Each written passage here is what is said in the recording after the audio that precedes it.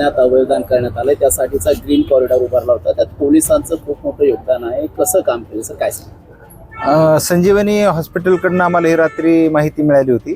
त्यानंतर आम्ही सकाळी ती प्रक्रिया पूर्ण राबवली. आमचे कदीम जालनाचे PI शेवाळे साहेब, जाधव मॅडम यांना आम्ही या ठिकाणी स्टॅटिक करून ठेवलं होतं आणि माननीय पोलीस अधीक्षक साहेबांच्या मार्गदर्शनाखाली आणि बागल सरांच्या कोऑर्डिनेशनने आपण ग्रीन कॉरिडॉरची निर्मिती केली.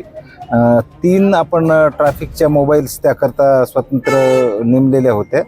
10-10 मिनिटांनी ही प्रक्रिया पूर्ण होणार होती, त्यामुळे आपल्याला स्वतंत्र मोबाईल नेमायचे होते. आता 2 गेलेले आहेत पुण्याकरता समृद्धी मार्गाने, त्यासाठी स्वतंत्र आपण 2 मोबाईल पायलटिंग ठेवलेले होते.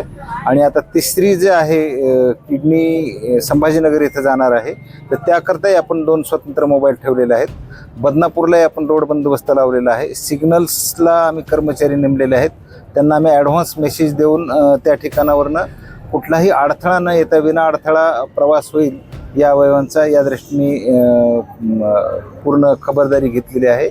आणि जसं डॉक्टरांनी सांगितलं की काळे कुटुंबियांनी हा एक खूप मोठा निर्णय घेतलेला आहे, अत्यंत स्तुत्य निर्णय आहे.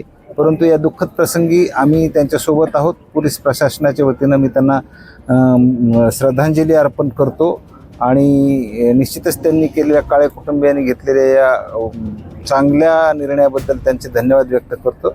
आणि डॉक्टरांनी जे कोऑर्डिनेशनमधून हे नवीन एक काम झालेलं आहे, त्याकरता डॉक्टरांचाही पुढाकार आणि काळे कुटुंबाचा पुढाकार हा खूप स्तुत्य आहे. पुनश्च एक वार त्यांना धन्यवाद व्यक्त करतो. जय हिंद.